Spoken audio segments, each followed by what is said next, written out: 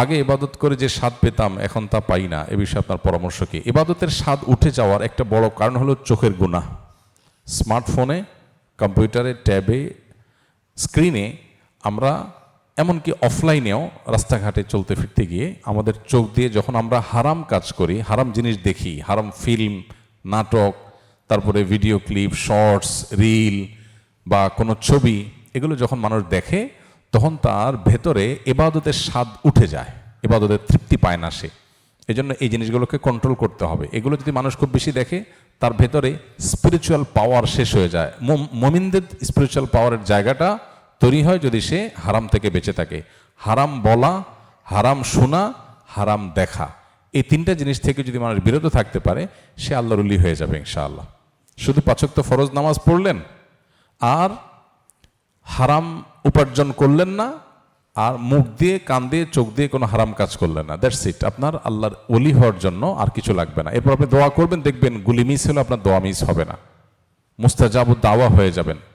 কিন্তু এখন আমাদের ইবাদতেরই স্বাদ পাই না। এর অন্যতম কারণ হলো আমাদের গুনাহের রাস্তাগুলো ওপেন হয়ে গেছে। মানুষ যখন অসুস্থ হয় খাবারের স্বাদ পায় না।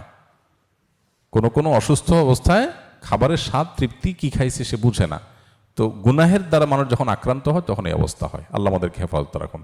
আমার স্ত্রী খুবই ভালো, নামাজ কালাম, স্বামীর হক সহজ, সব কিছুই ঠিক আছে, কিন্তু সে আমার কাছেই মানুষের নামে গীবত করতে থাকে। আর আমি যদি কোনো কথা না শুনতে চাই সে রাগ করে। তাকে কিভাবে বুঝিয়ে বলবো, পরামর্শ দেন। আপনি এরকম পরিস্থিতি যদি হয় তাহলে কানের ডাক্তারের সাথে আলাপ করে যদি কোনোভাবে কানের কোনো প্রসেস করতে পারেন যে আপনি বয়রা হয়ে যাবেন ওই টাইমটাতে, তাহলে স্ত্রী বলল, আপনি মাথা ঢুলালেন, সে মনে করলো আপনি শুনলেন, আসলে আপনি গুনাহগার হলেন না। আসলে যখন গীবত শেকায়েত হবে সেটা করা যেমন গুনাহের কথা, শোনাটাও গুনাহের কথা। স্ত্রী যদি রাগও করেন তারপর আপনি বিনম্রতার সাথে তাকে বোঝাবার চেষ্টা করেন যে মানুষের সমালোচনা করলে গুনাহ হয়, তুমি গুনাহগার হচ্ছ, আমিও গুনাহগার হচ্ছি। আপনি ওই জায়গা থেকে সরে যান অথবা অন্য কথা উঠান। যদি দেখেন যে না কোনোভাবে সামলানো যায় না, সে রাগ করে, তো রাগ করলে আপনি সবর করেন, 1 দিন করবে, 2 দিন করবে, এক সময় সে বুঝবে যে না, সে এই জায়গায় ছাড় দিবে না। বউয়ের খুশি করার চেষ্টা করবেন। আমি যখন বিয়ে পড়াই সকল বিয়ের সময় বলে দিই যে যেন বউয়ের কথা মতো চলে। এর মানে এই না যে আল্লাহর কথার বাইরে গিয়ে বউর কথা শুনবেন। আল্লাহর কথার বাইরে গেলে তখন বিবির কথা শুনবেন না। বিবির সাথে আচরণ সবসময় ভালো করবেন, ঘেউ ঘেউ করবেন না, আচরণ খারাপ করবেন না, কিন্তু আবার অন্যায় কথাও শুনবেন না। তখন আপনার বউ আপনাকে বলবে বোকা, বেকুব। আফসোসের কোনো কারণ নাই, পৃথিবীর সকল স্বামী ঘরে বেকুবই থাকে। মেয়েরা কখনো কোনো স্বামীকে বুদ্ধিমান স্বীকৃতি দেয় না। যত বড় বুদ্ধিজীবী হোক, যত বড় শিক্ষিত হোক, যত বড় সায়েন্টিস্ট হোক, যত বড় রাজনীতিবিদ হোক, যত যাই হোক, ঘরে বউয়ের কাছে এই কথা শুনে নাই, আমার মনে হয় এমন স্বামী একটাও দুনিয়াতে পাওয়া কঠিন হবে যে স্বামী এইটা শুনে নাই তার বউয়ের কাছে যে পুরুষ মানে বেকুব। এই কথা শুনে নাই এমন স্বামী আল্লাহ জানে কয়জন আছে। অনেকে মনে করতে পারে আমি শুনছি, আমার কাছে শত শত মানুষের হিস্ট্রি আছে, আমি সেই জন্য বলছি। অনেক বুদ্ধিমান মানুষও বলে, তো অন্যরা যখন শুনে তো আমি তো আর ভালো করে শুনি, এটা আশ্চর্য হওয়ার কিছু নেই। আর অবাক হওয়ার কোনো কারণ নাই, কারণ আমি তো বেকুব সাজার চেষ্টা করি আরো প্ল্যান ওয়াইজ। কারণ বাসায় যত বেকুব সাজা যাবে ততই সেফ, তত নিরাপদ। যত যা হবে দিন শেষে একটা ওজোর পাওয়া যাবে, আরে বোকা মানুষ তো বুঝে নাই।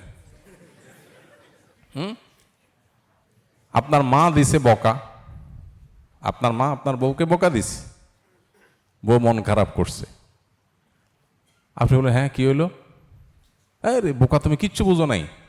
কই আমি তো কি হয়েছে আমি তো খেয়াল করলাম না, খারাপ কিছু বলছে। তাহলে 2টা বকা শুনবেন যে তুমি বেকুব। তো বেকুব বকা শোনা অনেক ভালো ঝগড়া হওয়ার চাইতে। যে বিশ্বযুদ্ধ বাঁধবে তার চাইতে 2বার বেকুব শুনলাম, তাতে সমস্যা কি? আর মানুষ অন্যকে বেকুব মনে করলে তখন তার কাছে ভাল লাগে, নিজের বুদ্ধিমান মনে করে, খুশি থাকে।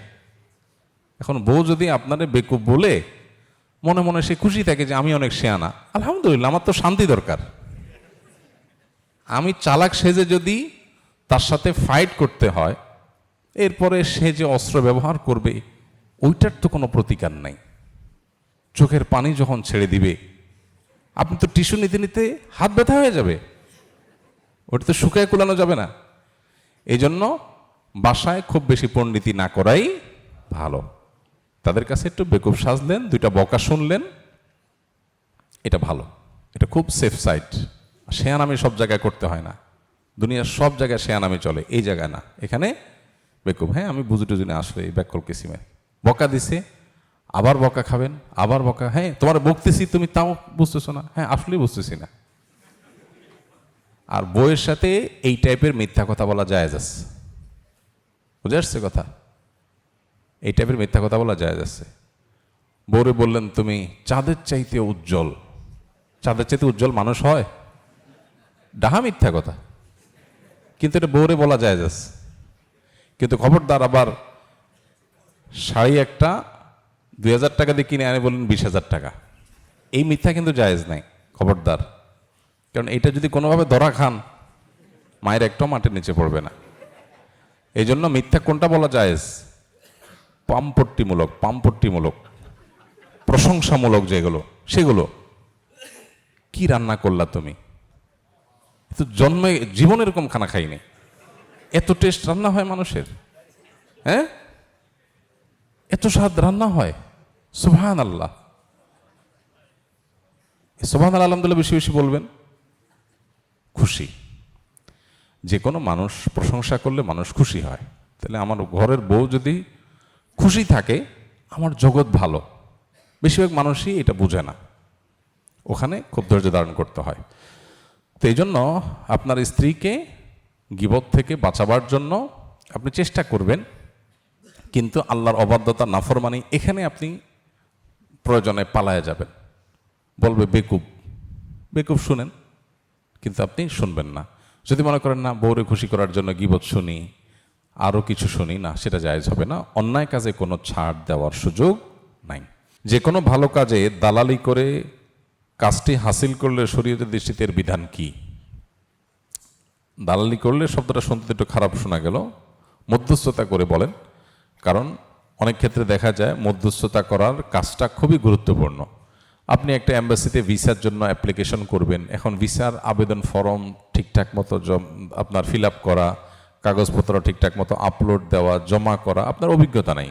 একটা এজেন্সি, তাদের এক্সপিরিয়েন্স আছে, তারা কাজ অনেক দিন ধরে করে, আপনার হয়তো একটা আছে আরেকটা নাই, আপনি হয়তো একটা রুট জানেন আরেকটা রুট জানেন না, তো আপনার পুরো কাজটা করার দায়িত্ব তারা নিল। আবেদন আপনার পক্ষ থেকে করলো, তারা আপনার পক্ষ থেকে করে দিল, মাঝখান থেকে তারা যে প্রসেস করলো, তারা যে সার্ভিস দিল, এটার জন্য তারা ফিস নিল। তো এটা নেওয়া শরীয়তের দৃষ্টিকোণ থেকে জায়েজ আছে। যদি কেউ, আপনি যেটাকে দালালি বলছেন বা মধ্যস্থতা বলেন, মধ্যস্থতা করে উপার্জন করে, তো এটা জায়েজ আছে যদি সেখানে কোনো ধোঁকা না থাকে, প্রতারণা না থাকে। ধোঁকা এবং প্রতারণা না থাকে। ধোঁকা প্রতারণা কিরকম?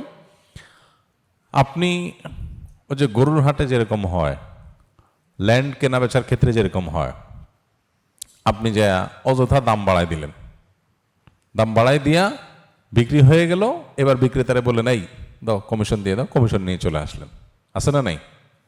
গরুর দাম হলো 1 লাখ, আপনি যে 1,20,000 বলে থুয়ে আসছেন, কার সামনে? কাস্টমারের সামনে। কাস্টমার চিন্তা করতেছে 1,20,000 বলছে, তবুও দিল না, চলে গেল, তাহলে আমি 1,25,000 বলি, আসলে দাম 1 লাখ। এই 2 নম্বরই হয় কি হয় না? এটা তো প্রতারণা। যদি প্রতারণা করে কেউ, তাহলে সেই দালালি জায়েজ নয়। আর যদি প্রতারণা না করে, তাহলে সেক্ষেত্রে জমির মালিক বলছে ভাই আমার জমিটা বিক্রি করে দেওয়া, সে কাস্টমার খুঁজে আনছে, এরপরে জমির মালিক তাকে সেখান থেকে কিছু টাকা দিচ্ছে, যে তুমি কষ্ট করে কাস্টমার খুঁজবা, আনবা, বিক্রি হয়ে গেলে তোমাকে আমি এত টাকা দিব। এই যে পরিশ্রম করলো সে, তার জন্য সে পারিশ্রমিক দিল, এটা জায়েজ আছে, এটা অসুবিধা নেই। বুঝে আসছে কথা?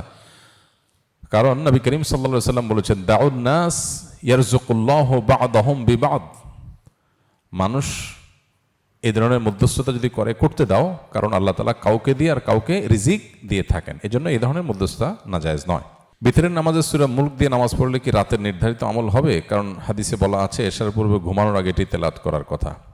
জি, রাতে যে কোনো সময় সূরা মুলক পড়লেই হবে। আপনি বিতরের নামাজেও যদি পড়েন ইনশাআল্লাহ আপনি রাতে সূরা মুলক পড়েছেন ধরা হবে। যদিও আলাদা করে পড়তে পারলে ভালো হয়, কারণ সূরা মুলক যেটা পড়েছেন এটাতে আপনি পার্ট অফ নামাজ পড়েছেন। নবী সাল্লাল্লাহু আলাইহি ওয়াসাল্লাম তো আপনাকে রাতে পড়তে বলেছেন, আলাদা করে পড়তে পারলে ভালো হয়। কিন্তু বিতরের মধ্যে পড়লে বা এশার নামাজের ফরজ নামাজে বা সুন্নত নামাজেও যদি পড়েন তাতেও সূরা মুলক তেলাওয়াত করার যে ফজিলত সেটা পাওয়া যাবে ইনশাআল্লাহ। আমি চাকরি করি এবং আমার কলিগরা একসাথে যখন বাসে গাড়িতে যাতায়াত করি তখন একজন আরেকজনের ভাড়া দিয়ে দেয়, কেউ কারোরটা তারপর শোধ করি না। এখন আমার প্রশ্ন হলো, আমরা কি ঋণী হয়ে থাকবো একজন অপরজনের কাছে? কেউ যদি স্বেচ্ছায় কারোর ভাড়া দিয়ে দেয়, ভাড়া আর কয় টাকা হয় কলিগ হিসাবে দিয়ে দিল, এটা হাদিয়া হিসাবে বিবেচিত হবে। লোন হিসাবে বিবেচিত হবে যদি বলা হয় ভাই আপনি একটু দিয়ে দেন তো, আমার কাছে এখন নাই, অথবা মানিব্যাগটা বের করতে পারছি না, তাহলে এটা পরিশোধ করতে হবে। এটা পরিশোধ না করলে গুনাহগার হবেন। হ্যাঁ, পরিশোধ করতে গেলে তিনি গ্রহণ না করেন, ভাই দেওয়া লাগবে না, তাহলে ঠিক আছে। কিন্তু বললেন ভাই দিয়ে দেন, এরপর আর খবর নাই, তাহলে আপনি কিয়ামতের ময়দানে ঠিকই দায়ী হবেন। আর যদি সে স্বেচ্ছায় বলে থাক ভাই আমি দিয়ে দিচ্ছি, তাহলে এটা তো তার পক্ষ থেকে উপহার, অতএব এটা ফেরত না দিলে কোনো অসুবিধা নেই। স্বামী তার স্ত্রী জীবিত থাকা অবস্থায় কি তার স্ত্রীর আপন বোনের মেয়েকে ভাগ্নিকে বিয়ে করতে পারবেন? না, হারাম, এটা জায়েজ নাই। একটা মূলনীতি বলে রাখি, সেটা হলো এমন দুইজনকে বিয়ে করা যাবে না, একসাথে বিয়ের অধীনে রাখা যাবে না, যাদের একজন পুরুষ হলে আবার একজনের সাথে বিয়ে করা জায়েজ হতো না। এটা একটা প্রিন্সিপাল, মৌলিক নীতি। যেমন যিনি প্রশ্নটা করলেন, খালাকে বিয়ে করেছেন, কোনো মেয়েকে বিয়ে করেছেন, ওই মেয়ের ভাগ্নি বোনের মেয়েকে বিয়ে করছেন। তা বোনের মেয়েকে বিয়ে করতে যদি চান, সেকেন্ড ওয়াইফ হিসাবে যদি কেউ করতে চান, জায়েজ নাই। কেন জায়েজ নাই? কারণ এদের একজন যদি পুরুষ হতো আরেকজনের সাথে বিয়ে জায়েজ হতো? মনে করেন ওইটা ভাগ্নি জায়গায় যদি ভাগনা হতো, বোনের ছেলে হতো, খালার সাথে বিয়ে জায়েজ নাই নাকি? তো এই জন্য এমন দুইজন নারীকে একই সাথে স্ত্রী হিসাবে রাখা জায়েজ নয়, বিয়ে করা জায়েজ নয়, যাদের একজন পুরুষ আরেকজন নারী হলে তাদের পরস্পরে কি হতো না, বিয়ে জায়েজ হতো না। এরপরে প্রশ্ন হলো, শিয়াল যদি মুরগি মেরে ফেলে তাহলে ওই মুরগি কি খাওয়া হালাল হবে? অনেকে বলে শিয়াল মেরে ফেলা মুরগি শিকারী, তাই হালাল মনে করে খায়। না, এটা মনে করার কোনো কারণ নাই, এটা জায়েজ নাই। শিকারী পশু যদি শিকার দিক করতে হয় কোনো পশু দিয়ে, যে তুমি পাঠালাম পশুকে, পাঠালাম সে যেন শিকার করে ধরে নিয়ে আসে, এই শিকার করে ধরে আনা পশু খাওয়া হালাল হবে যদি সেটা প্রশিক্ষিত শিকারী হয় এবং পাঠানোর সময় তাকে আপনি বিসমিল্লাহ বলে পাঠালেন। বিভিন্ন শর্ত আছে এটার জন্য। শিয়াল যা ধরে নিয়ে চলে আসলো আর আপনি খাওয়া শুরু করলেন শিকারী মনে করে, এত সহজ না বিষয়গুলো। যদি সে মুরগি মারা যায় সেটা খেতে পারবেন না। হ্যাঁ, শিয়াল ধরে আনছে, আপনি জবাই করে খাইছেন, হালাল হবে। কিন্তু প্রশ্ন হলো, শিয়ালে মুরগি ধরে নিয়ে আসবে, শিয়াল কার মুরগি ধরে আনছে? এটা তো আরেক ব্যাপার, এটা তো আমি আগে চিন্তা করি নাই। শিয়াল কার মুরগি ধরে নিয়ে আসলো? তো যারে আপনি শিকারী বলে করে তার মুরগি খাওয়া হালাল মনে করতেছেন, তাহলে তো আর কোনো কথা না। তাহলে মুরগি না পাইলে কিছু শিয়াল পাললেই হয়। মুরগি না পেলে কষ্ট করে শিয়াল পেলে দিলাম, যে বাবা তুই ধরে নিয়ে আমি শিকারী মনে করে খাই ফেললাম, এত সহজ না। তো শিকারী হিসাবে কাউকে কোনো পশুকে শিকারী হিসাবে ট্রিট করে তার শিকার করা পশু খাওয়া হালাল হওয়ার জন্য শর্ত আছে। প্রশিক্ষিত হতে হবে, বিসমিল্লাহ বলতে হবে, বিভিন্ন শর্ত আছে। সেটা না করে যদি আপনার সবগুলো শর্ত, আরও শর্ত আছে, শর্তগুলো যদি না পাওয়া যায় তাহলে ওইটাকে খাওয়া হালাল হবে না। ইসলামী দাওয়া বা বৈধ উদ্দেশ্যে ভিএফএক্স, সিজিআই ও অ্যানিমেশন ব্যবহার করে কৃত্রিম দৃশ্য, 3D মানুষ বা প্রাণীর চরিত্র তৈরি করা শরীয়তের দৃষ্টিকোণ থেকে কতটুকু জায়েজ আছে? বিশেষ করে কাল্পনিক দৃশ্য বা বাস্তবের মতো কৃত্রিম দৃশ্য তৈরি করার ক্ষেত্রে শরীয়তের বিধান কি? আজকাল এআই এর মাধ্যমে বিভিন্ন রকমের কাল্পনিক মানুষ তৈরি করা হয়, আপনারা জানেন। ভয়েসে তো সমস্যা নেই, কিন্তু কাল্পনিক মানুষ তৈরি করা জায়েজ আছে কিনা, এটা নিয়ে ওলামাদের দুই রকমের ফতোয়া আছে। একদল ওলামা একরাম জায়েজ বলেন, এটা নিয়ে আমরা ঘাটাঘাটি করেছি। অনেক দেশে ওলামা একরাম, উল্লেখযোগ্য অংশ তারা বলেন এটা জায়েজ। গ্রাফিক্যাল, আপনার ফটোগ্রাফিক্যাল ছবির মতো এটাকে তারা জায়েজ বলেন। কিন্তু অপর দল ওলামা একরাম, বেশিরভাগ ওলামা একরাম নাজায়েজ বলেন, এবং এই জিনিসটাই আমাদের কাছে সঠিক মনে হয় এবং বেশি আমাদের কাছে শক্তিশালী মনে হয়। আল্লাহ তাআলা কোরআনে কারিমে বলেছেন, ফি আইয়ি সূরাতিন মা শাআ রাক্কাবাক। আল্লাহ তাআলা প্রত্যেকটা প্রাণীকে যাকে যেই সুরতে, যাকে যে অবয়বে আল্লাহ চেয়েছেন তৈরি করেছেন।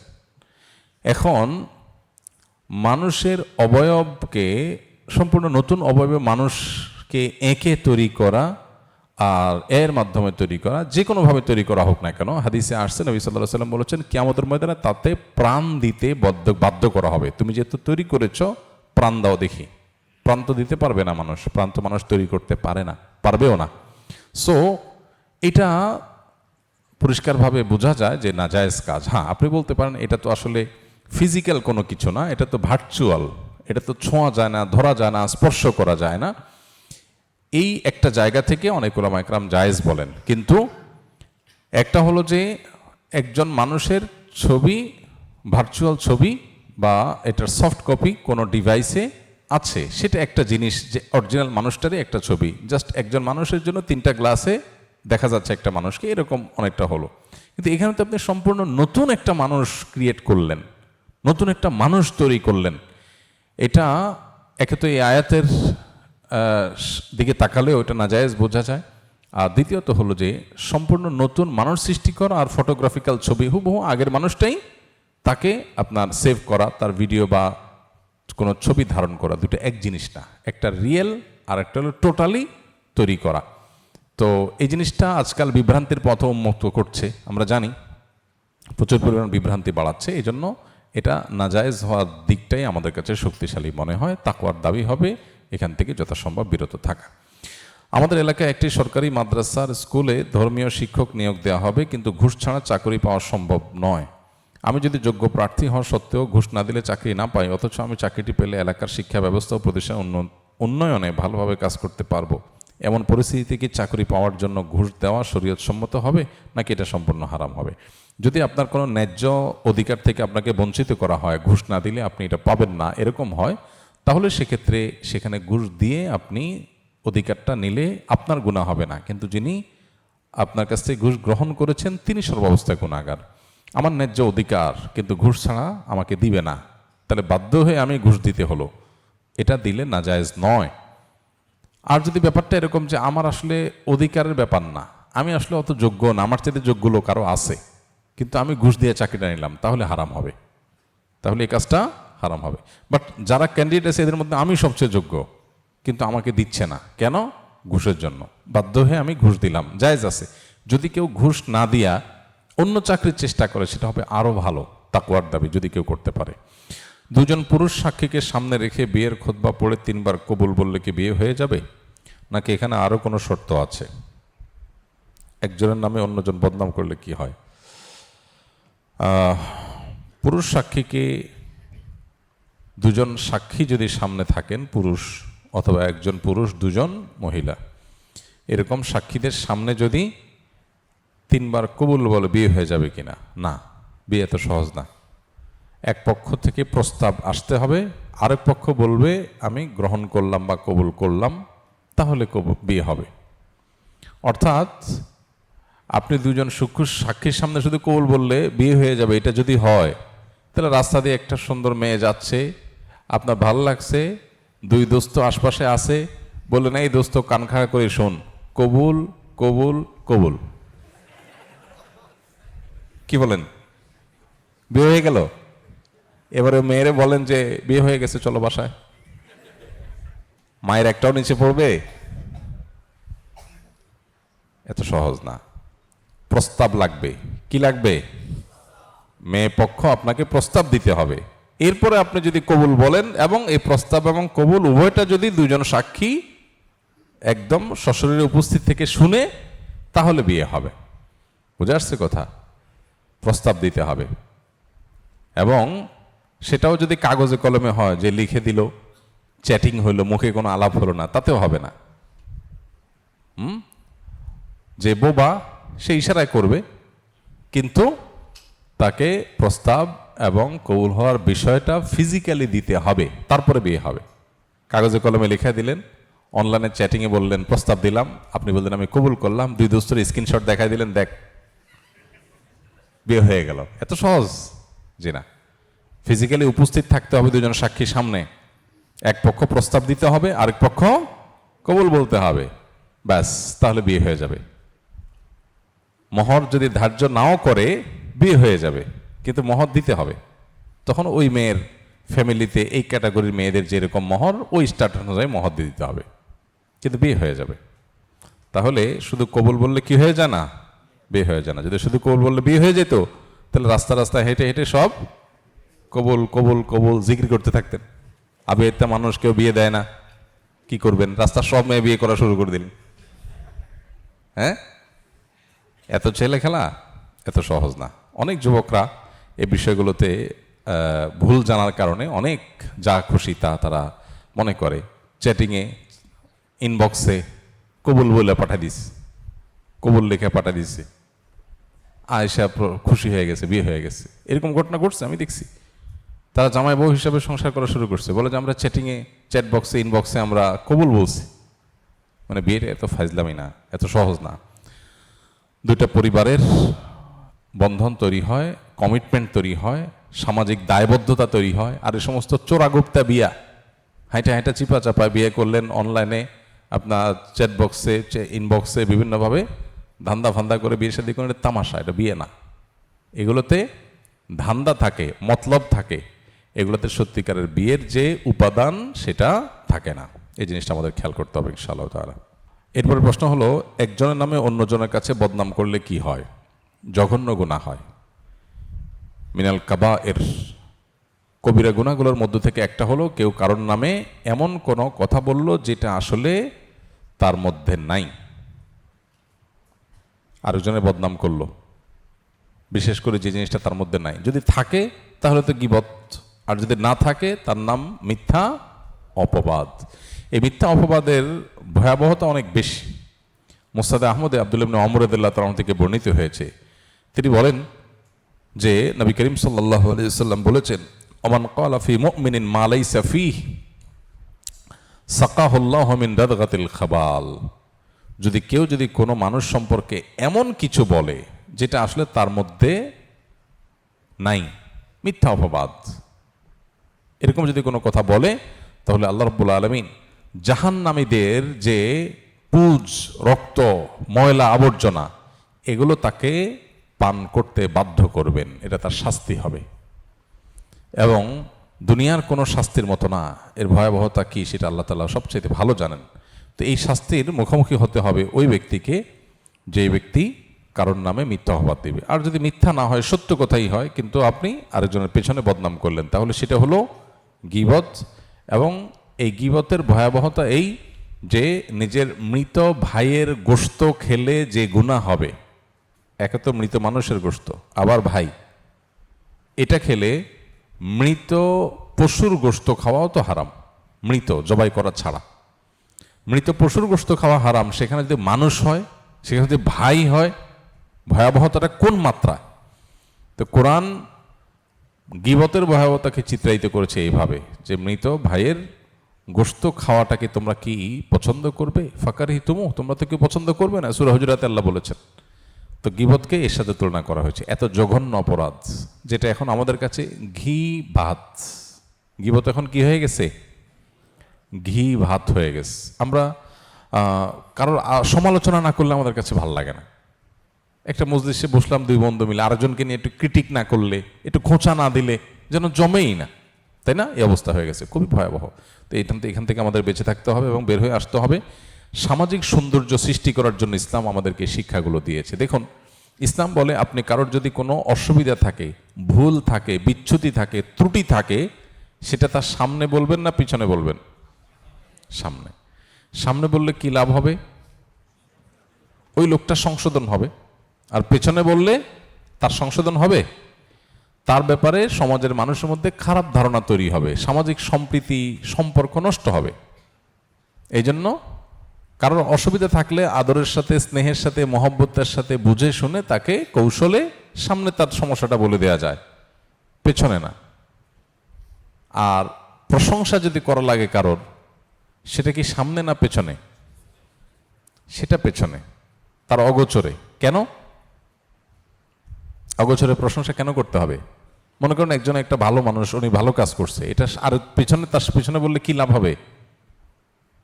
সমাজের মানুষ তার প্রতি সুধারণা তৈরি হবে, ভালোবাসা তৈরি হবে, সামাজিক শান্তি বাড়বে। এখন আমরা উল্টা করি, সামনে আসলে পাম্পট্টি দেই আর পেছনে গেলে বদনাম করি। সামনে পাম্পট্টি দিলে সে ফুলে অহংকারী হয়ে যায়, আর পেছনে যায় বদনামি করি, মানুষ তারে খারাপ জানে। এবার ভেজালটা শুরু হয়।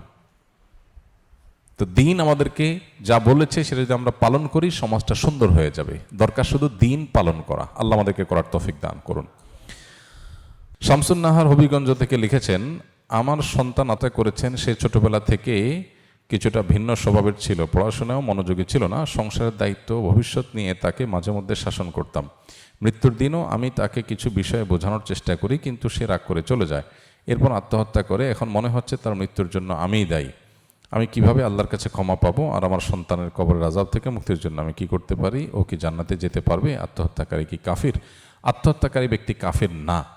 আল্লাহ তাআলা চাইলে তাকে মাফ করতে পারেন, তবে হাদিসে খুব ভয়াবহ কথা বলা হয়েছে, যে ব্যক্তি আত্মহত্যা করে মারা যাবে সে চিরকাল জাহান্নামে যাবে, এবং যেটা দিয়ে আত্মহত্যা করবে ওইটা দিয়েই তাকে শাস্তি দিতেই থাকতে হবে, দিতেই থাকা হবে অনবরত।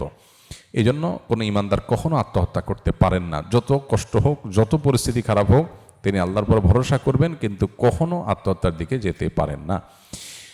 কোনো সন্তান যদি অ্যাবনর্মাল হয়, অসুস্থতার কারণে এরকম কিছু ঘটায় থাকে, আশা করে যে আল্লাহ তাআলা তাকে মাফ করবেন।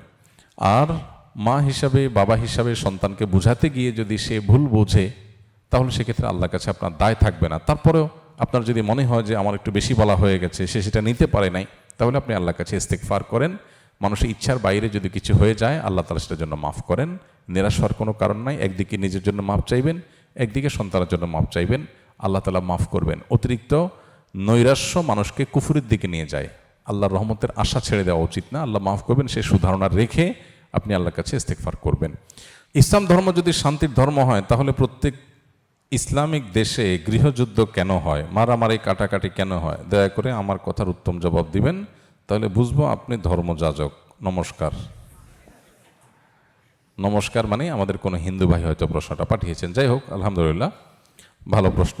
কিন্তু আমি এই ভাইকে যদি বলি যে শুধু মুসলমান দেশে মারামারি হয়, আর কোনো দেশে মারামারি হলে সেটা সঠিক বেঠিক এই মারামারি দিয়ে নির্বাচন যদি করতে হয়, তাহলে ভারতে তো গৃহযুদ্ধ অনেকগুলো জায়গায় চলতেছে।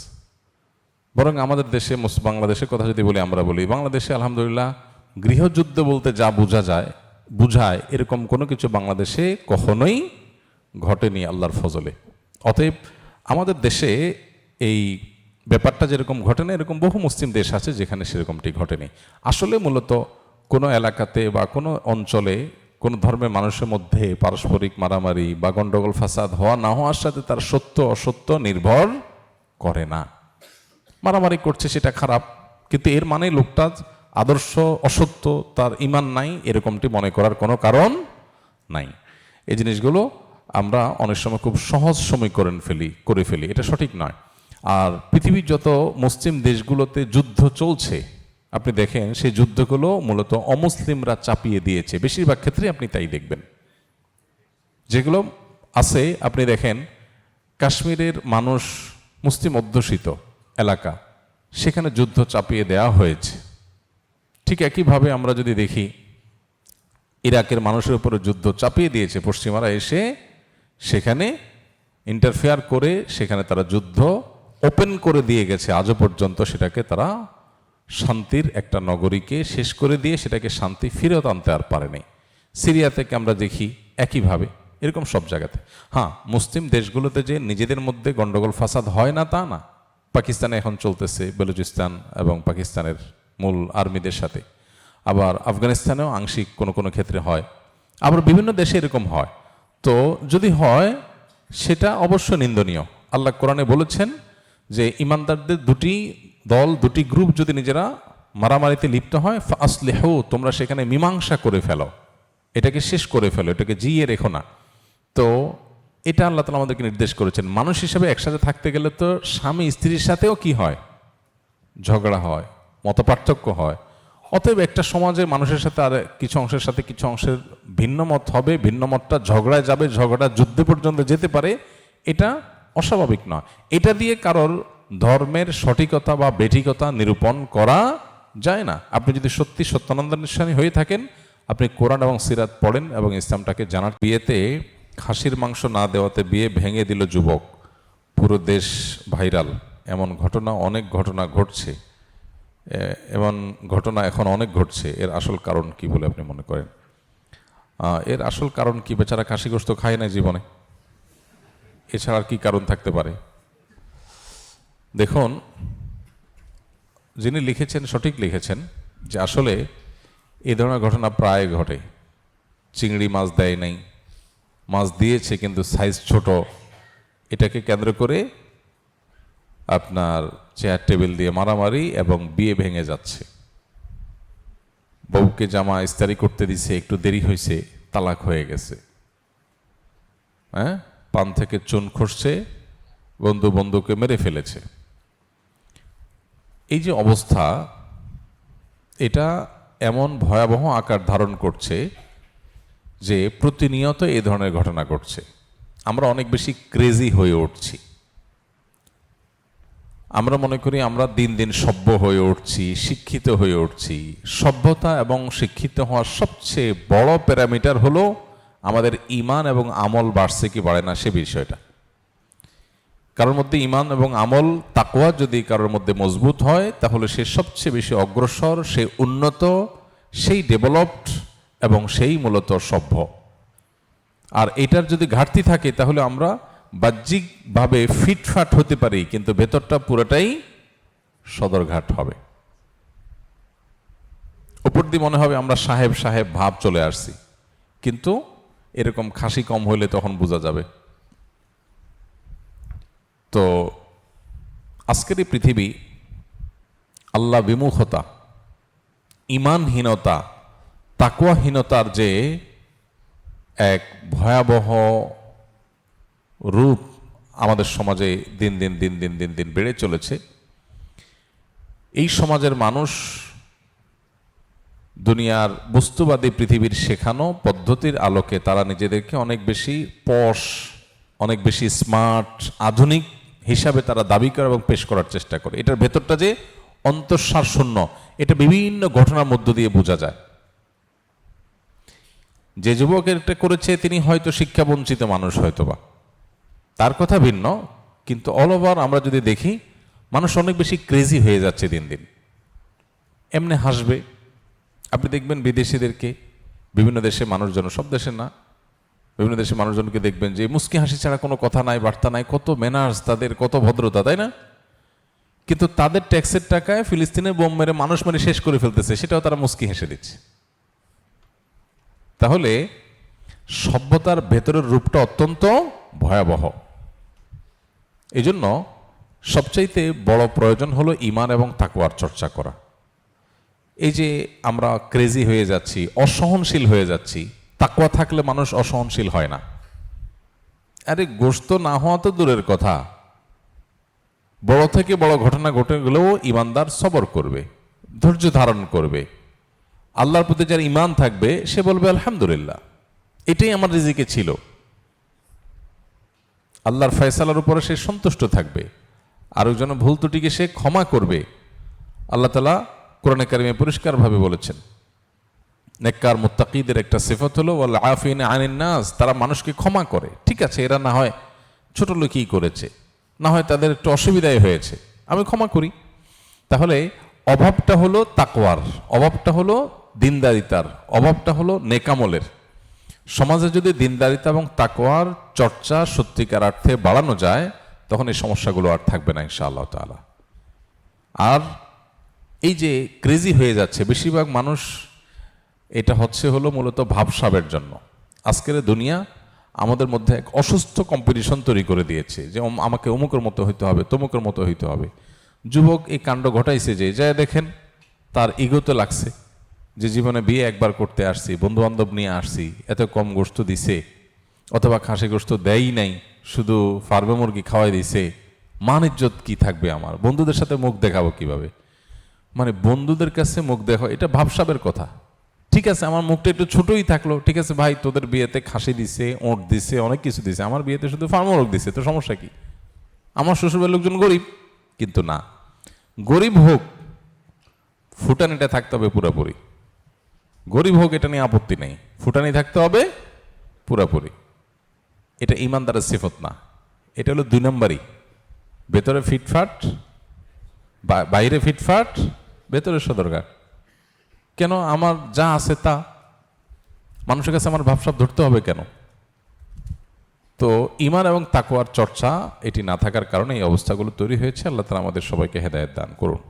রবিউল আউয়াল মাস চলছে, এ মাসে কি কি আমল করব? ভাইরা আমার, রবিউল আউয়াল হিজরি বর্ষের যে মাসগুলো আছে তার মধ্যে একটা মাস, এবং হিজরি বর্ষের 3য় মাস এটি। রবিউল আউয়ালের এই মাসটি নবী করিম সাল্লাল্লাহু আলাইহি সাল্লামের ওয়াফাতের মাস, এবং অনেক ইতিহাসবিদদের মতে ভেলাদতের জন্ম লাভেরও মাস। যদি নবী আলাইহিস সালামের জন্মের তারিখ, অ্যাকচুয়াল টাইম, মাস, এটা নিয়ে অনেক মত পার্থক্য আছে। এখন কেউ বলতে পারেন মত পার্থক্য কেন আছে? কেন আছে তার কারণ হলো, সে যুগে মানুষ জন্মের তারিখ সংরক্ষণের ব্যাপারে এখন আমরা যতটা সিরিয়াস, বা আমরা যত জন্ম হলে সাথে সাথে তারিখ নোট করে ফেলি, তখনকার মানুষের মধ্যে এটার এত গুরুত্ব ছিল না। ওই সময় তো অনেক পরের কথা, 1450 বছর। এখন থেকে 50 বছর, 100 বছর আগেও যদি আমরা চলে যাই, 100 বছর যাওয়া লাগবে না, 20-30 বছর আগেও যদি চলে যাই, অনেকের দেখবেন যে আমাদের জন্মের তারিখে ঠিক নেই, মা বাবা খেয়াল করেন নাই। বাট এখন মানুষ অনেক অ্যালার্ট, গ্রামেও একদম তারিখটা লিখে রাখে, কারণ জন্ম নিবন্ধন তো করতে হয়। তো আগে যত পিছনে যাবেন এটার তত গুরুত্ব ছিল না। আর নবী করিম সাল্লাল্লাহু আলাইহি সাল্লাম ব্যাপারটা হলো, তিনি যখন জন্মগ্রহণ করেছেন তখন আল্লাহর কিতাবে, আল্লাহর এলেমে তিনি নবী ছিলেন। মক্কার মানুষজন কি জানতো? জানতো না। কুরাইশ বংশের অন্য 10টা বাচ্চার মতো একটা বাচ্চা জন্ম নিয়েছে বলে তারা মনে করেছে। এই যে একজন নবীর আগমন, এটা তো মানুষ টের পায়নি, কিন্তু যখন তার মৃত্যু হয়, দুনিয়া থেকে চলে যান, তখন তো দুনিয়া জানে তিনি নবী। এই জন্য মৃত্যু দিবসটা যেভাবে সংরক্ষিত, জন্ম দিবসটা সেভাবে সংরক্ষিত না। সেটা যাই হোক, জন্ম দিবস, মৃত্যু দিবস দুইটাই এই মাসে আমরা ধরেই নিলাম, রবিউল আউয়াল মাসে।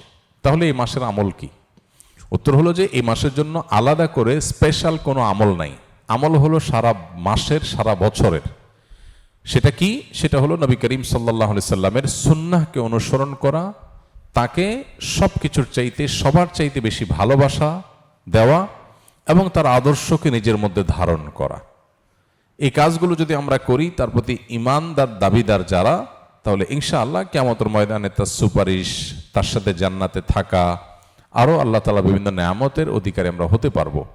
আর যদি আমরা রবিউল মাস আসলো আর 1-2টা মিলাদ পড়লাম, কিয়াম করলাম, বা কিছু আমল নবী সাল্লাল্লাহু আলাইহি সাল্লামের মহব্বতের নামে করলাম, আর করে যদি মনে করি যে আমার দায়িত্ব আদায় হয়ে গেছে, সেটা ভুল হবে। আমাদের সমাজের মানুষের হলো নেচার হলো যে রবিউল আউয়াল এলে তোমার গান গাই, ও রবিউল আউয়াল গেলে তোমায় ভুলে যাই। তো নবী সাল্লাল্লাহু আলাইহি সাল্লামের ইত্তেবা কোনো মাসের সাথে সম্পৃক্ত না, সারা বছরের, সারা জীবনের জন্য। বিধায় রবিউল আউয়াল মাসের জন্য কোরআন অথবা হাদিসে আলাদা কোনো আমল, বিশেষ কোনো আমলের কথা বলা নেই। সম্মানিত 4টি মাস আছে, সে 4টি মাসের কথা ভিন্ন, যেমন জিলকদ, জিলহজ, মুহররম আর রজব মাস, আর রমজান মাসের বিশেষ ফজিলত তো আছেই। এর বাইরে বাকি মাসগুলো সবই সমান, এগুলোর বিশেষ স্পেশাল কোনো আমল নাই, যেমন রবিউল আউয়ালেও আলাদা করে কিছু নাই। এরপরের প্রশ্ন একই টাইপের, মিলাদুন নবী উপলক্ষে আমরা কি কি আমল করব? মিলাদুন নবী বা নবী আলাইহিস সালাতু ওয়াস সালামের জন্মের দিবস, জন্মের মাস, এটাকে ঘিরে আমাদের কোনো আমল বা করণীয় আছে কিনা? তো এর উত্তর হলো যে নবী করিম সাল্লাল্লাহু আলাইহি সাল্লামের জন্মের দিন হলো সোমবার। কি বার? সোমবার। এই দিনটাতে মুসলমানদের জন্য নফল রোজা রাখা উত্তম। যদি সুযোগ থাকে আমরা নফল রোজা রাখতে পারি, সেটা সুন্নাহ আদায় হবে। নবী আলাইহিস সালাম সোমবারে রোজা রাখতেন, এবং তাকে জিজ্ঞাসা করা হয়েছে, সুইলা আন সিয়াম ইয়াউমিল ইথনাইন, নবী আলাইহিস সালামকে সোমবার রোজা সম্পর্কে জিজ্ঞাসা করা হয়েছিল, কেন রাখেন? তখন তিনি বলেছেন, যাকা ইয়াউমুন উলিদতু ফীহি, কারণ এটা এমন দিন যেদিনে আমার জন্ম হয়েছিল। তো নবী আলাইহিস সালামের জন্মকে ঘিরে যদি কিছু করার থাকে, সেটা হলো সোমবারে রোজা রাখা। এর বাইরে জন্মের বার্ষিকী পালন, এই কালচারটা তখন ছিলই না নবী আলাইহিস সালাম বা সাহাবীদের মধ্যে। এখন যেরকম আমরা জন্ম দিবস বছরে একবার পালন করি, নবী করিম সাল্লাল্লাহু আলাইহি সাল্লামের জন্মের দিন যদি পালন করতে আপনার মনে চায়, সেটা বছরে একদিন না, সেটা প্রত্যেক সপ্তাহে একদিন। কি বারে? সোমবারে। এটা বিশুদ্ধ হাদিস দ্বারা প্রমাণিত। এর বাইরে যদি আপনি বলেন না আমি বার্ষিকী পালন করব, তাহলে এই জন্মের বার্ষিকী পালন করার এই কৃষ্টি, এই কালচার এসেছে প্রকৃতি পূজারীদের মধ্য থেকে। একসময় খ্রিস্টান ধর্মের মানুষেরাও এটার তীব্র সমালোচনা এবং বিরোধিতা করত, নিষিদ্ধ ছিল। পরবর্তীতে খ্রিস্টানরা তাদের নবী ঈসা আলাইহিস সালামের জন্মদিবস পালন করা শুরু করেছে। তারা যখন শুরু করেছে, এখন এক শ্রেণী মুসলমানরা মনে করা শুরু করলো যে তারা যখন তাদের নবীরটা পালন করে, তাহলে আমরা কেন আমাদের নবীরটা পালন করব না? ভালো নিয়তেই তাদের অনুসরণ করার চিন্তা শুরু করেছে। অথচ নবী সাল্লাল্লাহু আলাইহি সাল্লাম বলেছেন, একটা সময় আসবে তোমরা মুসলমানরা তারা তাদের অনুসরণ করবে, এক বিগত গেলে তোমরা এক বিগত যাবে, এক হাত গেলে তোমরাও এক হাত যাবে। তারা গর্তে গিয়ে ঢুকলে গুইসাপের তোমরাও সেখানে গিয়ে ঢুকবে। তখন নবী আলাইহিস সালামকে সাহাবীরা জিজ্ঞাসা করেন, কাদের কথা বলছেন? ইহুদি খ্রিস্টানদের কথা? তখন নবী আলাইহিস সালাম বলেছেন, তারা ছাড়া আর কাদের কথা বলবো? তাদের কথাই বলেছি। অর্থাৎ তারা যা করে আমরা তা করব। এখন ওরা ওদের নবীর জন্মদিবস উদযাপনের নামে তারা ক্রিসমাস ডে পালন করে, যদিও সেদিন ঈসা আলাইহিস সালামের জন্ম হয়েছে কিনা সেটা আর এক ঐতিহাসিক বিতর্কের বিষয়। কিন্তু আমরা মুসলমানরা অনেকে মনে করি তাহলে আমরা আমাদের নবী মুহাম্মদ সাল্লাল্লাহু আলাইহি সাল্লামের জন্মদিবস অনুসরণ করব। আমাদের নবী মুহাম্মদ সাল্লাল্লাহু আলাইহি সাল্লামের জন্মের পর উনি দুনিয়াতে বেঁচে ছিলেন কত বছর? 63 বছর। ওনার মৃত্যুর পর সাহাবীরা প্রায় শতবর্ষের মতো, সর্বশেষ সাহাবী দুনিয়া থেকে যাওয়ার ইতিহাসটা প্রায় কয়েক যুগ, শতবর্ষের মতো। এবং খোলাফায়ে রাশেদা তারপরে দুনিয়াতে বেঁচে ছিলেন কত বছর? 30 বছর। তাহলে শুধু খোলাফায়ে রাশেদের কথাই যদি বলি, নবী আলাইহিস সালামের 63 আর 4 খলিফার 30, তাহলে কত হয়? 93 বছর। ইসলামের স্বর্ণযুগে খোদ নবী সাল্লাল্লাহু আলাইহি সাল্লাম এবং 4 খলিফার এই 93 বছরের একটা বছরও এমন পাওয়া যায় না যে বছরে একবার নবীজির জন্মদিবস তিনি নিজে অথবা তার কোনো খলিফা, কোনো সাহাবী পালন করেছেন। তো তাদের চাইতে কি আমরা তাকে বেশি ভালোবাসি? আল্লাহ কোরআনে যাদের প্রশংসা করেছেন তার নবীর অনুসারী হিসাবে, তো তিনি নিজে যেটা করেন নাই, তার খলিফারা যেটা করেন নাই, তার সাহাবীরা যেটা করেন নাই, এখন খ্রিস্টানদেরটা দেখে দেখে আমরা করব, এটা ইসলাম না, এটা ইসলামের নামে বিভ্রান্তি। আল্লাহ আমাদেরকে বোঝার তৌফিক দান করুন। আমরা যদি নবী আলাইহিস সালামের প্রতি মুহাব্বত এর দাবিদার হই, তাহলে ইন্নাল মুহিব্বা লিমান ইউহিব্বু ইউতিউ, যে কাউকে ভালোবাসার দাবি করে সে তার কথা শোনে। তো নবী সাল্লাল্লাহু আলাইহি সাল্লামের কথা যদি শুনি আমরা, তাহলে ইহুদি খ্রিস্টানদের সাথে মিল রাখতে হবে নাকি বেমিল? কারণ তিনি তো বলেছেন খালিফুল ইহুদ, ওদের ব্যতিক্রম করবে। প্রতি রাকাত নামাজে আপনি বলতেছেন গায়রিল মাগদুবি আলাইহিম ওয়ালাদ-দাল্লিন, আল্লাহ ইহুদিদের মতো আপনার গজবপ্রাপ্ত আর খ্রিস্টানদের মতো গোমরাহ যেন আমি না হই, এই দুই পথে যেন আমি না চলি। আর আপনি এদিকে নবীর মহব্বতের নামে সেই পথে যদি চলেন, তাহলে সেটা কি হলো? আমাদের যে সমস্ত ভাইরা মিলাদুন নবী উপলক্ষে বিভিন্ন উদযাপন করেন, ওনার নবী সাল্লাল্লাহু আলাইহি সাল্লামের মহব্বতেই করেন, এতে কোনো সন্দেহ নাই। নবী করিম সাল্লাল্লাহু আলাইহি সাল্লামের ভালোবাসাতেই করেন। ভালোবাসাটা, নবী আলাইহিস সালামের প্রতি ভালোবাসাটা, আবেগ থাকাটা প্রশংসনীয়, কিন্তু আমাদের ভালোবাসার প্রকাশ হতে হবে সুন্নাহসম্মতভাবে। কিভাবে? সুন্নাহসম্মতভাবে। এখন অনেকে বলে যে ভাই ভালোবাসার কোনো প্রমাণ লাগে না, ভালোবাসার কোনো প্রমাণ লাগে না। তো ভালোবাসার কোনো প্রমাণ লাগে না, যা খুশি করা যাবে ভালোবেসে, এটা কথা হইল? তো কোরআনে আল্লাহ তাআলা বলেছেন, কুল ইন কুনতুম তুহিব্বুনাল্লাহ ফাত্তাবিউনি, হে রাসূল বলে দেন তোমরা যদি আল্লাহকে ভালোবাসো, এটা দাবি করো, তাহলে আমার অনুসরণ করো, প্রমাণ করো। নবীর অনুসরণ করলে প্রমাণ হবে তুমি কাকে ভালোবাসছো? আল্লাহকে ভালোবাসছো। তাহলে ভালোবাসার প্রমাণ লাগে কি লাগে না? মুখে ভালোবাসার কথা বলে আপনাকে ভালোবাসি আমি, এর প্রমাণ কি? আমি আপনার সাথে 6 মাস কথা বলতেছি না, হইল? ভালোবাসলে তো আমি আপনার সাথে কথা বলবো, আপনার কথা শুনবো, তাই না? তো নবী করিম সাল্লাল্লাহু আলাইহি সাল্লাম আমাদেরকে কি বলেছেন, কি দিয়ে গেছেন? তিনি বলেছেন তারাকতু ফিকুম আমরাইন, তোমাদের মধ্যে দুইটা জিনিস রেখে গেলাম, কিতাবাল্লাহ ও সুন্নাত রাসূলি, আল্লাহর কিতাব আর তার রাসূলের সুন্নাহ। এখন যদি আপনার এই কাজ যেটা নবী সাল্লাল্লাহু আলাইহি সাল্লামের মহব্বতে করতেছেন, এটা যদি কিতাবুল্লাহ থাকে করেন, অথবা রাসূলের জীবনে থাকে তাও করেন, এই দুইটার কোনোটা নাই করবেন না। এটাই হলো দিন, এটা হলো ইসলাম। ইসলামের মধ্যে মন গড়া কিছু মধ্যখান থেকে প্রবেশ করলে তার নাম কি? বিদআত। আর সমস্ত বিদআতের ঠিকানা কোথায়? জাহান্নাম। নবী করিম সাল্লাল্লাহু আলাইহি সাল্লাম পরিষ্কারভাবে বলেছেন, ইয়াকুম ওয়া মুহদাসাতিল উমুর ফাইন্না কুল্লা মুহদাসাতিন বিদআহ ওয়া কুল্লা বিদআতিন দালালাহ ওয়া কুল্লা দালালাতিন ফিন্নার। সমস্ত বিদআতই গোমরাহি, আর সমস্ত গোমরাহির ঠিকানা জাহান্নাম। অনেকগুলো হাদিসে নবী সাল্লাল্লাহু আলাইহি ওয়াসাল্লাম আমাদেরকে সতর্ক করেছেন। এজন্য আমাদের যে ভাইরা এই বিষয়গুলো উদযাপন করেন, ওনারা নবী সাল্লাল্লাহু আলাইহি ওয়াসাল্লামের মহব্বতই করেন, এবং সন্দেহাতীতভাবে এটা প্রশংসার বিষয় যে নবী সাল্লাল্লাহু আলাইহি ওয়াসাল্লামের মহব্বত আছে, কিন্তু মহব্বত অনুযায়ী কাজ করতে হবে সুন্নাহর উপর আমল করার মধ্য দিয়ে। আল্লাহ আমাকে, আমাদের সব ভাই বোনদেরকে বুঝার তৌফিক দান করুন। এই বিষয়গুলো নিয়ে আমাদের মধ্যে যেন ইগোর কোনো বিষয় না হয়, যে এটা আমি একটা পক্ষ, সে একটা পক্ষ, পাল্টাপাল্টি, এটা যেন না হয়। আমি যেটাকে সুন্দর সঠিক মনে করি সেটা আমি বলবো বিনয়ের সাথে। আর অন্য কোনো ভাই যদি ভিন্ন কিছু করেন, তো তার প্রতি আমার মুসলিম ভাই হিসাবে আমার ভালোবাসা ঠিকই থাকবে, সিম্প্যাথি থাকবে যে আমার ভাই ভুল বুঝছেন। ডক্টর খন্দকার আব্দুল্লাহ জাহির রহমতুল্লাহ আলাইহি বলতেন, কোনো মানুষ যদি বেদাতে লিপ্ত হয়, তো আমি তার উপরে জেদ করব না, ক্ষুব্ধ হব না, বরং আমার ভিতরে মায়া থাকবে যে আমার ভাই ভুল করছে। কিছুটা ক্ষুব্ধ, কিছুটা মনে কষ্ট হওয়া তো স্বাভাবিক, কিন্তু তাকে শত্রু বানাবো না। আমি মনে করব আমার ভাই ভুল করছে, আমার কষ্ট লাগবে। সো এই মানসিকতা যদি থাকে, তাহলে সমাজে ইনশাআল্লাহ আমরা সুন্দর থেকে সুন্দরতর সমাজ গড়ে তুলতে পারবো, এবং পারস্পরিক সৌহার্দ্য তৈরি হবে। ইসলামের নামে কাদা ছোড়াছড়ি অনলাইনে অফলাইনে খুবই দুর্ভাগ্যজনক বাস্তবতা। সবাই যার যার মতের সপক্ষে যুক্তি আলোচনা করতেই পারেন, কিন্তু অন্যের প্রতি শ্রদ্ধা থাকা দরকার একজন মুসলমান হিসাবে। অন্তত নারীদের জন্য আলাদা বাস, এখানে চালক হেল্পার থেকে সব নারীরাই করবেন। এটিকে আপনি কিভাবে দেখছেন? খুবই ভালো কাজ, মাশাআল্লাহ, খুবই ভালো কাজ। আমাদের মা বোনরা, মেয়েরা, তাদেরকে আমরা বিভিন্ন রকমের কথা বলে, তাদেরকে আমরা বাসার বাইরে বের করে তাদেরকে দিয়ে বিভিন্ন কাজ করাচ্ছি। তাদের যে বায়োলজিক্যাল ডিউটি আছে সেটা তো তারা করছেই।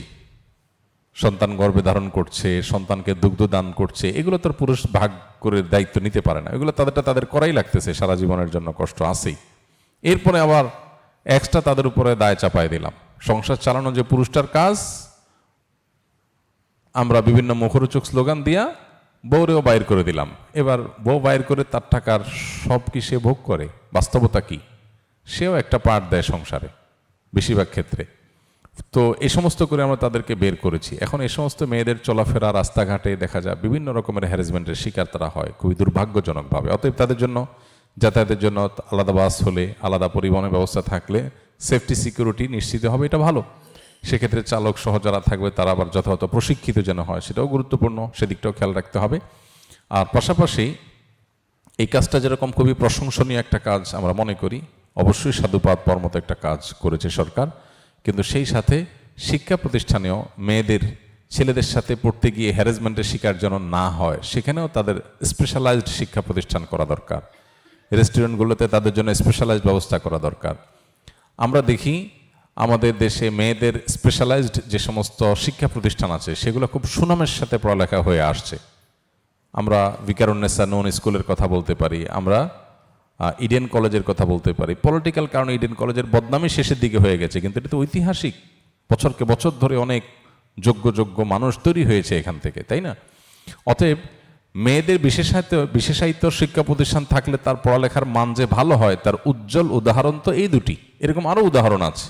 অতএব তাদের জন্য সেটা থাকা দরকার। মেয়েদের একটা পৃথক ইউনিভার্সিটি হওয়া দরকার, উচ্চশিক্ষা যারা অর্জন করতে চায়, যাতে ছেলেদের সাথে গিয়ে হ্যারাসমেন্টের শিকার না হয়, সেই জিনিসটা দরকার।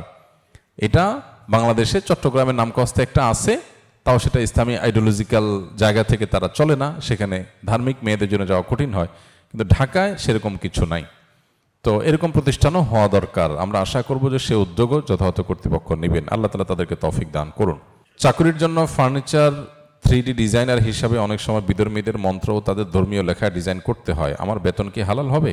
কাজীবাড়ি স্কিল থেকে। আপনি যদি ডিজাইনার হন আর যদি কোনো অন্য ধর্মের মানুষের মন্ত্র ইত্যাদি আপনাকে ডিজাইন করতে হয়, তাহলে সেগুলোতে শিরকি কথা থাকার সম্ভাবনা জোরালো।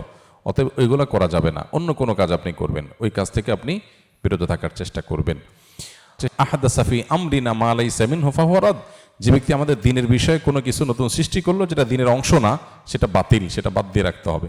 তো সেজন্য যদি কেউ জন্মদিবস পালনের খ্রিস্টীয় কালচারকে যদি কেউ অ্যাভয়েড করে, যে নবীজি নিজেও করেন নাই, সাহাবীরাও করেন নাই, খোলাফা রাশেদাও করেন নাই, সেটা আমি কেন করতে যাব, এই জায়গা থেকে কেউ যদি বিরত থাকে, সে বরং সাচ্চা মুসলমান হওয়ার দলিল হবে।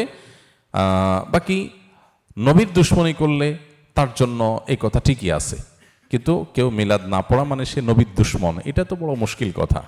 এখন ব্যাপারটা কেমন হয়ে গেল, একটা উদাহরণ দিই ছোট করে। ধরেন আমি আপনাকে বললাম যে আপনি যদি ভালো মানুষ হয়ে থাকেন তাহলে আমাকে একটা চা খাওয়ান। একটা উদাহরণ জাস্ট বোঝার জন্য। আপনি চাটা খাওয়ালেন না, না ভাই আমি আপনার চা খাওয়ান, তাহলে আপনি তো খারাপ মানুষ। আমি একটা ক্রাইটেরিয়া সেট করলাম ভালো মন্দের, করে ওইটা দিয়ে আমি ভালো খারাপ সার্টিফিকেট দেওয়া শুরু করে দিলাম। কেমন হলো বিষয়টা? এখন আমি মিলাদুন্নবী উদযাপন করি, বলি, করি, এটাকে ভালো মনে করি। এখন এইটা একটা আমার কাছে ক্রাইটেরিয়া। আমি এটা দিয়ে বললাম মিলাদুন্নবী করেন, আপনি করেন না, নবীর দুশমন। তো ব্যাপারটা এরকম হয়ে গেল না? যেমন এই যে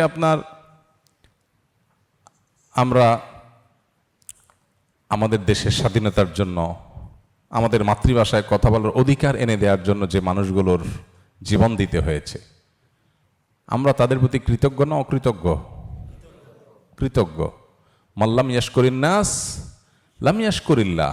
আল্লাহ শুকর আদায় না করলে, বান্দা শুকর আদায় না করলে আল্লাহ শুকরও আদায় হয় না। তো যাদের মাধ্যমে আমরা দেশ পেয়েছি, মায়ের ভাষায় কথা বলার অধিকার পেয়েছি, তাদের প্রতি জুলুম হয়েছে, আমরা অবশ্যই তাদের প্রতি কৃতজ্ঞ। কৃতজ্ঞতা আদায় করে আমরা তাদের জন্য মনের ভেতর থেকে দোয়া করি, আল্লাহ আপনি তাদেরকে মাগফিরাত দিয়ে জান্নাতের আলা মাকাম দান করেন। এখন আপনি বলতেছেন ভাই আমি আমাদের স্বাধীনতা যুদ্ধে শাহাদাত বরণকারী মানুষদের জন্য, ভাষা আন্দোলনের শাহাদাত বরণকারী মানুষদের জন্য একটা আলোচনা অনুষ্ঠান করব। এখানে 5 লাখ টাকা খরচ হবে, আপনি 10,000 টাকা দিবেন চাঁদা। খরচ কোত্থেকে আসবে? খরচের জন্য দিবেন। আপনি দিলেন না। আমি বললাম আপনি স্বাধীনতা বিরোধী, আপনি দেশ বিরোধী, কারণ আপনি আমার চাঁদা দেন নাই। কিসের জন্য? স্বাধীনতা যুদ্ধে শাহাদাত বরণকারীদের প্রোগ্রামের জন্য। ভাই আপনি একটা ক্রাইটেরিয়া সেট করে যদি আমাকে বলেন যে ভাই আপনার ভিতরে দেশপ্রেম নাই, কেন? কারণ আপনি বেদিতে ফুল দিতে যান নাই। ভাই আপনি তো বেদিতে ফুল দিতে গেছেন, আমি তো দোয়া করছি, ফুল দিয়েছেন যে এটা কি শহীদের কবরে গেছে? কিন্তু আমার দোয়াটা তো তার কাছে যাবে, তো কাজের কাজটা তো আমি করলাম। এখন আপনি আমার বলতেছেন ভাই দেশপ্রেম নাই, কেমন হলো জিনিসটা? ঠিক একইভাবে মিলাদুন নবী কেউ পালন করছেন নবী করিম সাল্লাল্লাহু আলাইহি ওয়াসাল্লামের মহব্বতে, আপনি করছেন, এখন বলতেছেন ভাই এইটা না করলে নবীর দুশমন। কেমন হয়ে গেল জিনিসটা? আপনি একটা ক্রাইটেরিয়া সেট করে ওইটা দিয়ে নবীর দুশমন সবাইকে মাফ করছেন, এটা সঠিক না। আল্লাহ আমাদের ভাইদেরকে বোঝার তৌফিক দান করুন।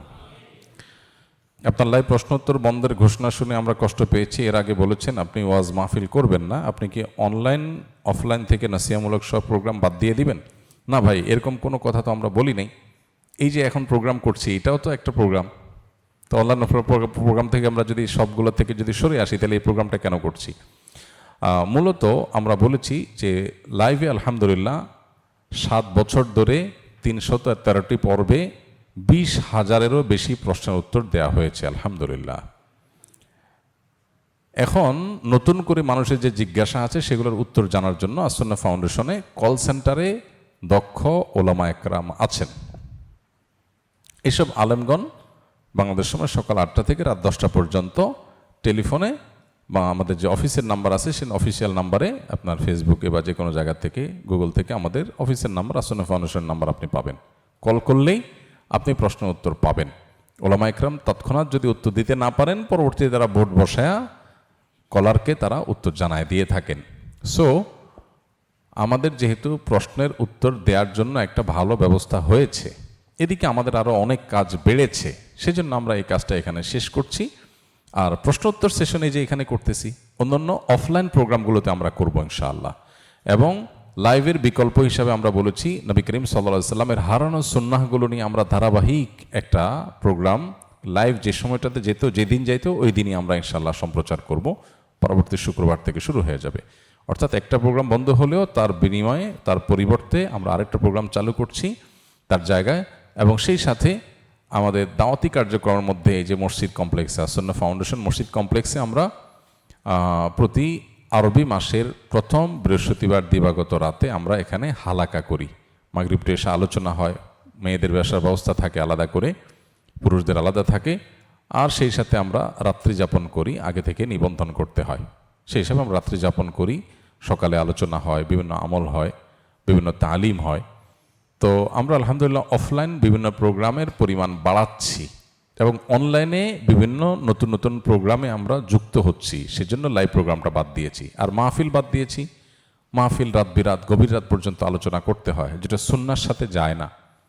এর পাশাপাশি আমাদের আরও অন্যান্য দাওয়াতি কার্যক্রম আছে, লোক তৈরি করা, মানুষ তৈরি করা, ইমাম ট্রেনিং, মুয়াজ্জিন ট্রেনিং, এগুলো চলমান আছে একসাথে আলহামদুলিল্লাহ। মাদ্রাসার প্রিন্সিপালদের প্রশিক্ষণ চলছে মাদ্রাসা পরিচালনা নিয়ে। তারপরে বিভিন্ন সেক্টরে আমাদের অনেকগুলো কোর্স এবং ট্রেনিং চলছে। অন্যান্য দাওয়াতি কাজে ব্যস্ততার কারণে মূলত আমরা লাইভের এই প্রোগ্রাম থেকে সরে আসছি, কিন্তু প্রশ্নোত্তর আমরা বন্ধ করি নাই। প্রশ্নোত্তর আমরা দিচ্ছি, দিয়ে যাবো ইনশাআল্লাহ তাআলা। জাযাকুমুল্লাহ খাইর। সুবহানাল্লাহ ওয়া বিহামদিহি, সুবহানাকাল্লাহুম্মা ওয়া বিহামদিকা, আশহাদু আল্লা ইলাহা ইল্লা আনতা, আস্তাগফিরুকা ওয়া আতুবু ইলাইক।